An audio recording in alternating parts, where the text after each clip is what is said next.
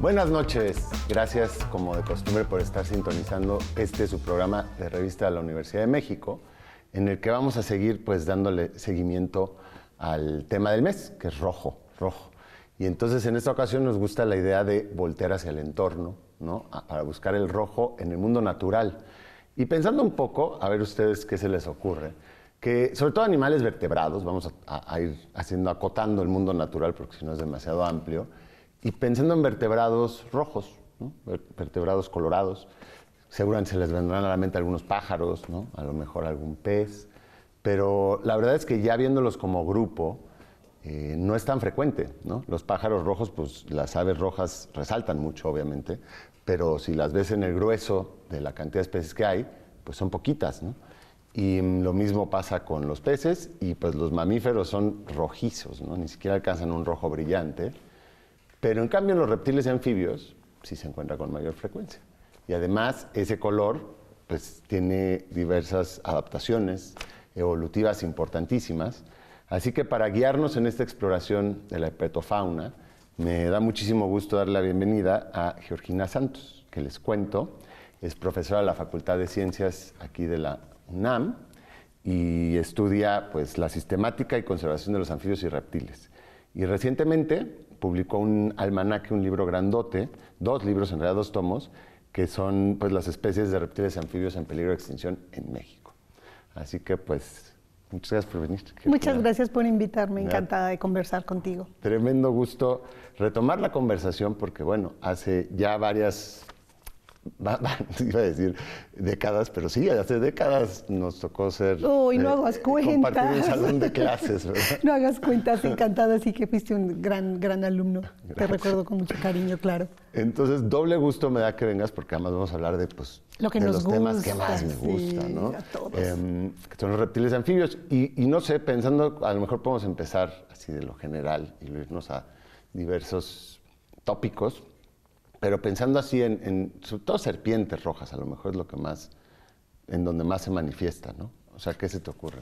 El color rojo. Bueno, sin duda yo creo que el emblema del rojo serían las serpientes de coral, los coralillos del género Micrurus, micruroides, que son las serpientes donde ese color se expresa más bonito, pero además biológicamente más importante, ¿no? Claro.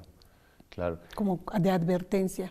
Sí, falsas coralillos también, ¿no? Coral, falso coral, digo. Sí, ahí ya nos metemos en otra cosa que ya sería el mimetismo, ¿no? Okay. Que es un mimetismo batesiano, en donde una especie que es inofensiva imita el color, la forma de una especie que es peligrosa o venenosa, ¿no? Claro. Entonces, hay formas de reconocerlas, ¿sí? Obviamente la gente comúnmente en el campo que anda de paseo no lo va a saber, y machetazo seguro, pero sí hay formas de que reconozcas una serpiente venenosa de coral de una falsa coralillo, ¿no? Ok.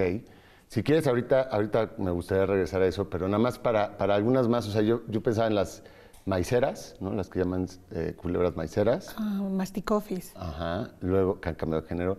Luego hay unas jarreteras, creo que se les dice en español. Hay una de San Francisco que es súper linda, que es roja con azul, que son Tapnophis. Y no sé qué otras serpientes se te ocurren rojas. Serpientes rojas. O también hay... Pues, más que rojas, podrían ser naranjas, que tengan algo de color, sí. Híjole, Cistrurus, las...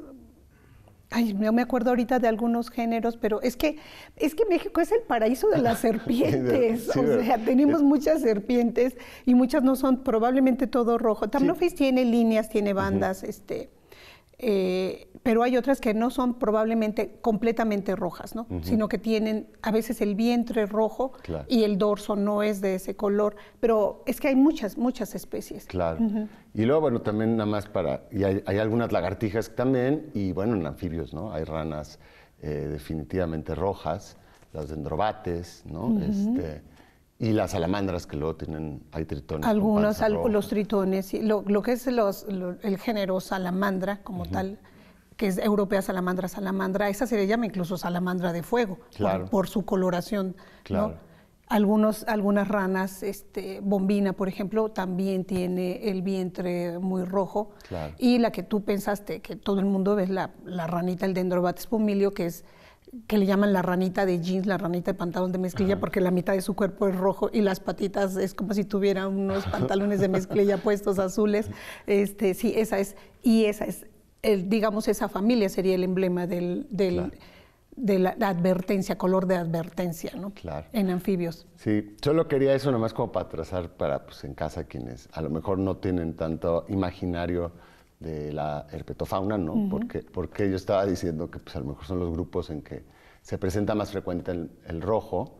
Y si quieres ahora sí, o sea, cuando es este color de advertencia que a lo mejor yo lo aprendí al menos en su momento como color aposemántico, ¿no? Sí. Pero tú me estás diciendo que a lo mejor eso no tiene mucho... Lo que pasa es que la palabra aposemático y aposematismo no existe en español. Ya. Entonces, como que se tradujo como muchos tecnicismos del inglés al español, pero en realidad la palabra no existe en el diccionario. Tiene sentido porque apo significa lejos en griego, lo usamos para muchas otras cosas en sistemática y en ciencia, digamos, pero no existe en español. Ya. Entonces a mí me gusta decirle color de advertencia, ¿no? Porque sí es una advertencia.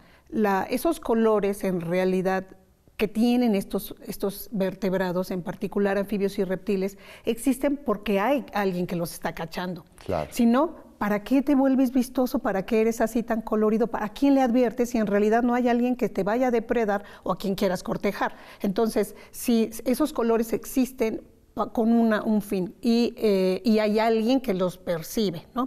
Entonces, esos de advertencia, los depredadores, ¿no? Claro. Ya lo probé una vez y vi que no es palatable, entonces no sabe rico, ¿no? O es venenoso, ¿no? Vimos cosas son peligrosos. Entonces, esos colores existen porque hay otro individuo ahí, selectiva. exactamente, que los está utilizando. Y entonces hay toda un estudio sobre la evolución de los colores en anfibios y reptiles, ¿no?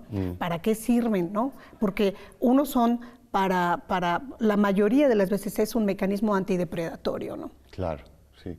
Estaba pensando ahorita que estabas diciendo eso, que es un poco lo contrario al camuflaje, ¿no? O sea, lo que quieres es distinguirte. Claro, claro, sería como el proceso contrario, porque hay otros, hay en anfibios que incluso también pueden tener ese camuflaje, ¿no? Bueno, no sé si recuerdas la ranita esta arenicolor, la hilarenicolor, que también ya cambió de género, creo que ahora es Dryophytes arenicolor, pero es una ranita que a pesar de que es una rana de zonas secas, entonces no puede ser muy vistosa y también tiene una coloración en el dorso que imita la arena, claro, la zona seca donde está. A veces cuesta verla también, sí. O sea, incluso para nosotros, me imagino que para sus depredadores también. Seguramente. Oye, bueno, pero entonces en el color de advertencia, pensando que algunos de estos organismos son muy venenosos, como es el caso de las coralillos, para retomar un poquito ahí, o de estas dendrobates que decíamos, de las ranas dardo. En las coralillo, por ejemplo, hay una idea, que me gusta saber qué piensas tú, de que según el patrón de coloración podrías distinguir entre la que sí es coralillo y la que tiene un mimetismo y que la imita, ¿no? De alguna manera. Básicamente las imitadoras son las culebras Lampropeltis, que por lo general son serpientes más grandes, más gordas, y tienen los ojos más grandes, y también la idea de las bandas, ¿no? Esa es una cosa que se ha generalizado, aunque no siempre es correcta, porque incluso hay serpientes de coral que son totalmente rojas y solamente tienen una banda en el cuello que es la negra o la amarilla, ¿no? Pero en general sí. En general lo que se dice, pues, es el orden de las bandas, es lo que hace la diferencia. Y entonces si tú tienes que tener digamos que una banda amarilla no debe estar separando dos bandas negras, ¿no? Okay. Esa es como la idea generalizada. Sí. Pero en realidad, uno que ya está entrenado la ve y dice, no, yo sé que es una Lampropeltis tan solo por la forma del cuerpo. Ya. Las serpientes de coral son serpientes más delgadas, más chiquitas, su cabeza es básicamente del mismo tamaño que el resto del cuerpo y sus ojos son pequeños y son bastante más huidizas que las Lampropeltis, ¿no? Claro, entonces, la idea de los colores no siempre es como real. Y si tú te vas, le estás viendo de aquí a que esperas a que estás contando tú la agarrarías, pero si estás contando y viendo las líneas, entonces puedes tener un accidente, que en realidad no son muy frecuentes con serpientes de coral, pero sí han habido. Sí, claro. Y no, lo traía a colación nada más porque incluso hay como un dicho, pero entonces lo que he visto es que en realidad el dicho opera pues para cierta zona. O sea, en Estados Unidos, en la zona en que nació el dicho ya no me acuerdo cómo es, pero Red and Yellow Kill a Fellow y Red and Black Venom Black o algo así.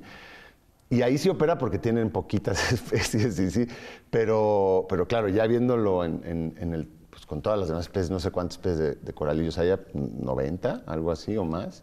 Por allá de ir. En México hay 14. En México 14, pero digamos a nivel mundial. Y entonces hay de todo, como tú dices, hay quien tendrá el patrón que según el dicho es falso. Sí, la familia en general está América, y hay una serpiente de la familia que es marina, ¿no? Sí.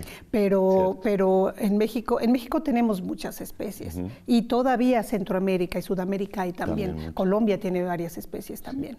Y entonces, nada más para terminar un poquito con las coralillos, digamos que se consideran de importancia médica porque su veneno es pues muy potente, pero hay pocos accidentes. Hay pocos accidentes con serpientes de coral, pero existen. Y lo que tiene ese veneno es que es neurotóxico. Entonces, no vas a ver una lesión grave en la piel, como sucede con el de los vipéridos, las serpientes de cascabel, por ejemplo, que sí generan un problema muy serio en tu piel porque la proteína empieza a necrosar la piel, el músculo, y además se va al sistema nervioso. El de la coralillo te hace una pequeña lesión, pero el veneno es más lento, pero termina generándote un paro respiratorio, ¿no? Entonces, ese es el problema. Son normalmente más lo que le llamamos secretivo, que se meten en cuanto ven, se alejan. No es lo mismo que una cascabel, que sí te avisa con el cascabel, pero no se va. O sea, te está diciendo, aquí estoy, tú no te vas, entonces puede que te muerda, ¿no? Y es una proteína extraordinariamente bien diseñada para depredar, ¿no? Pues sí. Pues miren, ahí está. Les recomendamos no agarrar ninguna serpiente, ¿no? Porque la mayor parte de accidentes pues suceden si alguien las está intentando agarrar, o algunas pues en campo, sobre todo la gente que trabaja en campo y que está constantemente metiendo las manos en la tierra o algo así, pues ahí puede suceder también. Entre son manzanas, mejor no las toquen. No le cambien tampoco, vamos y venimos, y aquí seguiremos hablando de rojo en la naturaleza.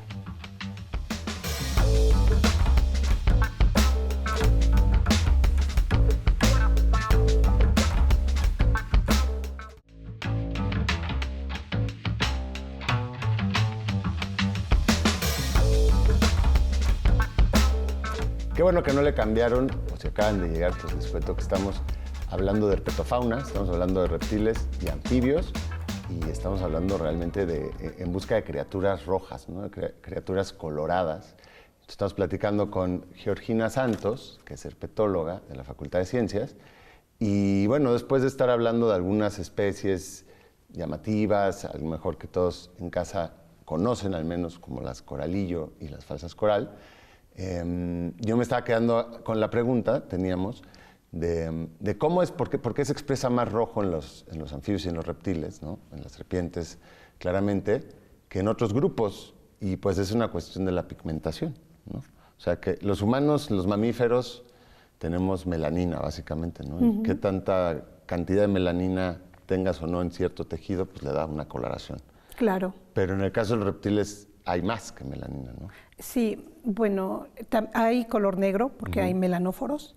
En realidad todas las capas de la piel en anfibios y reptiles hay una como combinación de diferentes células que son las que producen los pigmentos.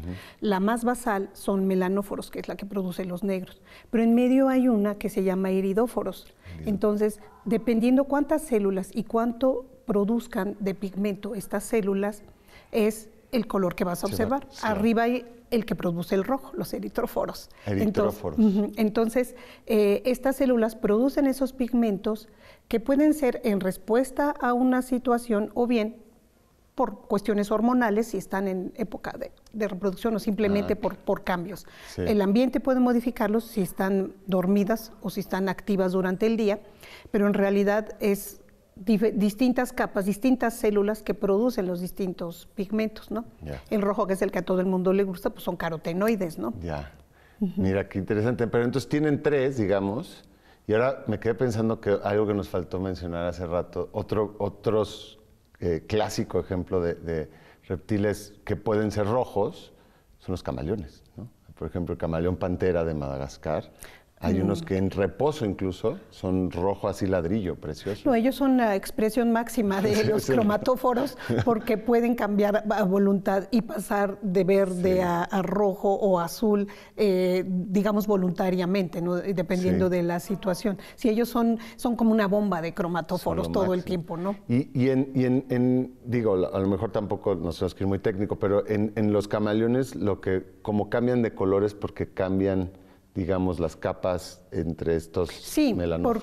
Porque hay una cierta cantidad mayor de alguno de estos cromatóforos, o ese pigmento que se junta en unas vesículas puede ser mucho más en una especie que en otra, ¿no? En ellos definitivamente nunca he visto un corte transversal de la piel de un camaleón, pero seguramente deben tener eritróforos y, bueno, deben tener de todos estos cromatóforos, a lo mejor hasta otros más, ¿no? Claro. Estas son como las más comunes que hay, esas 3 capitas, ¿no? ¿Y en los anfibios es similar? Sí, los anfibios tienen también estos cromatóforos. No sé si alguna vez en la noche has visto alguna rana si sales al campo y la ves, blancas, y cuando tú avientas la lámpara se ve ese reflejo, ¿no? Muchos anfibios tienen también muchos iridóforos, que son los que hacen que se vean como metálicos, ¿no? Como una reflectancia. Eso es también porque tienen esas células que reflejan la luz.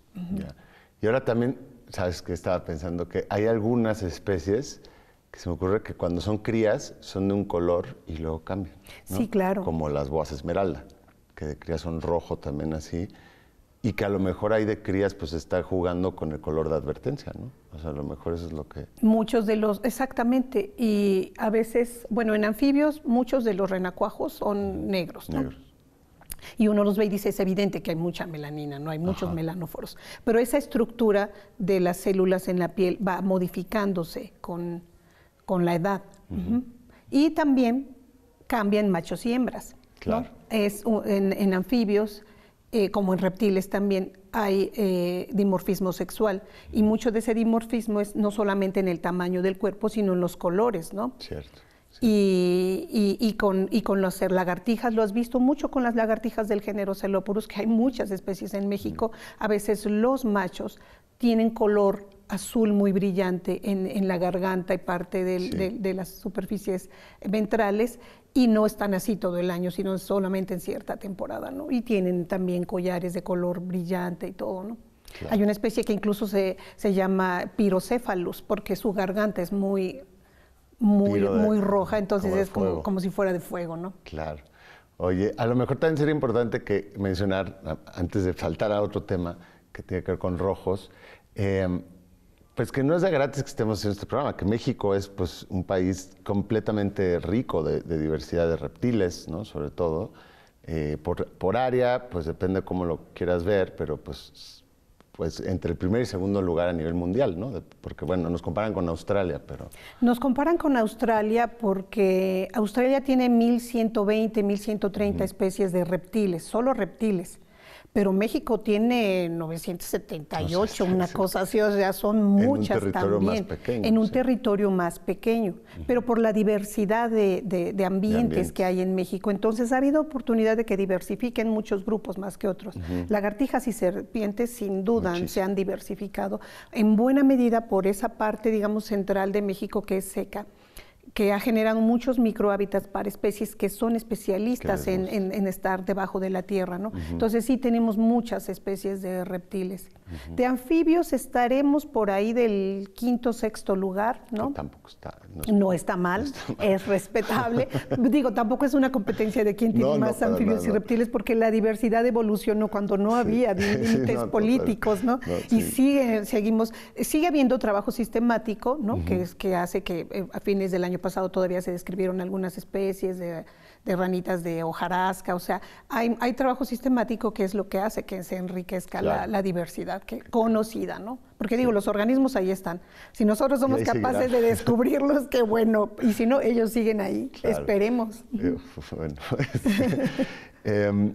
bueno, y ahora sí, para saltar a otra cosita que no me gustaría que se nos quedara, que tiene que ver pues con el rojo, pero con el infrarrojo, ¿no? Con la visión pues termosensible o la visión en infrarrojos que tienen algunas serpientes, ¿no? O sea, las cascabeles y algunas nauyacas, clásicamente, y las boas también, ¿no? Y pitones, que literalmente perciben, o sea, literalmente ven en infrarrojos. En infrarrojos. Sí, ¿no? Eso es una cosa muy interesante porque tiene que ver con las longitudes de onda, pero con el diseño del organismo, ¿no? Para captarlo. Nosotros no podemos hacer eso, ¿no? Claro que... pero estos organismos que tienen ese diseño es meramente depredación. O sea, necesitan localizar, ubicar a la presa, ¿no? Y la única forma, y además las cascabeles que tienen esta estrategia que a mí se me hace maravillosa, que es morder, inyectan un poco de veneno, el veneno empieza a predigerir a la presa, pero la presa no se muere, entonces sigue moviéndose. Y la forma en que ellos van siguiendo a su presa es midiendo el calor, ¿no? Cada vez que sacan la lengua, que uno lo ve, que ya mucha gente eso lo asusta, pero van sacando, captan toda la química que hay en el ambiente, regresan y la procesan con el órgano de Jacobson que tienen en la cabeza. Entonces van sacando y van captando señales, entonces así van siguiendo a la presa, ¿no? Entonces es una cosa muy interesante porque es un mecanismo para depredar, necesitan alimentarse y es una cosa muy interesante, ¿no? Claro. Que se empezó a conocer apenas hace relativamente poco tiempo, ¿no? Sí.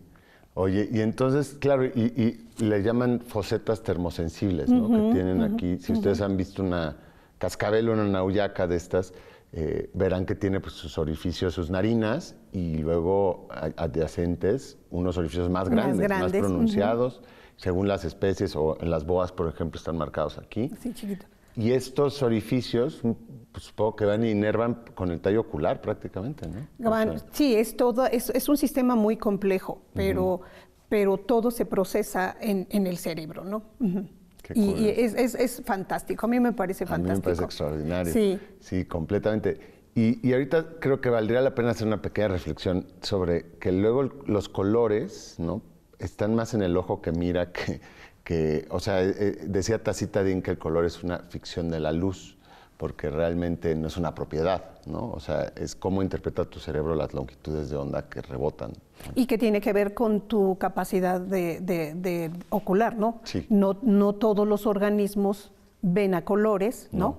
Entonces, tiene que ver con la estructura propiamente del ojo, que recibe esa coloración y que procesas en el cerebro, ¿no? Nosotros sí vemos, pues, lo que llamamos luz visible, muy antropocéntricamente. Pero habría que ver que las serpientes y otros organismos, pues, están viendo con otras longitudes de onda, ¿no? Sí. Entonces, lo que hablábamos hace ratito de la reflectancia, a lo mejor nosotros, algunos de esas podemos verlas, pero no todo. No todo, sí. Entonces, sí, tiene cierto color, pero dependiendo de quién lo está viendo, ¿no? Claro, claro. Pues muy bien, creo que ahora toca el momento de abrir un poquito el tema que nos va a llevar después al siguiente episodio, o sea que nada más lo vamos a empezar a poner sobre la mesa, que pues es imposible no atender, que es la extinción, ¿no? O sea, estaba yo ahorita pensando en México como pues, gran centro de biodiversidad de reptiles y de anfibios, y que muchos de esos organismos están en peligro de extinción, ¿no? Pensando un poco, si quieres cuéntanos un poco de tu libro, del libro que acaban de publicar, que va sobre eso. Sí, bueno, acabamos de publicar un libro que se llama Anfibios y Reptiles de México en Peligro de Extinción. Es un libro que recopila las especies que están en alguna categoría de riesgo en la para la Unión Internacional de Conservación de la Naturaleza y para la norma oficial mexicana. Entonces, desafortunadamente es un libro muy gordo, porque a mí me gustaría que fuera un libro muy chiquito, de que tuviéramos poquitas especies, pero claro, ambos libros, sobre todo anfibios, tenemos muchas especies. Es casi el 60% de las especies de México en alguna categoría de riesgo, ¿no? No podríamos decir, ya está extinta, porque no hemos hecho el trabajo de campo como para decir, tengo 50 años buscándola y no la encuentro y ya la podemos declarar extinta en la naturaleza. No hemos hecho eso, pero sí tenemos muchas especies que, evaluadas por científicos, por los expertos, están en alguna categoría de extinción, y eso es terrible. Los dos libros son igualmente gordos, o sea, me gustaría poder decir que son unas cuantas especies las que tenemos en riesgo, pero la verdad es que son unos ladrillones así, porque estamos documentando todas las especies de México, de anfibios y reptiles, que están enfrentando problemas serios de conservación y básicamente derivados de las actividades humanas, ¿no? Claro. Pérdida de hábitat, transformación, contaminación, tráfico de fauna silvestre, todos esos factores que son meramente causas de nuestras actividades están afectando seriamente a los anfibios y reptiles mexicanos, que, como bien dijiste, es una pena que tengamos esos problemas porque somos un centro de diversificación, ¿no? Aquí, por la posición geográfica de México, los ambientes, digamos, las causas históricas, ha generado una gran diversidad de reptiles, ¿no? También de anfibios, y muchos de ellos solo evolucionaron aquí. Sí, entonces, perderlos sería una verdadera pena porque no los vamos a encontrar en otra parte del mundo, ¿no? Claro. Y sí no creo que debamos estar diciendo, bueno, México, megadiverso, solo por decirlo. Es una responsabilidad muy grande para los mexicanos, ahora que ya tenemos estos límites políticos, ¿no? Que la naturaleza nos reconoce, pero que es nuestra obligación su protección, ¿no? Y tan es así, y tan importante es este tema, que le vamos a dedicar un episodio completo la próxima semana. Así que gracias por sintonizar, nos vemos aquí próxima semana a la misma hora.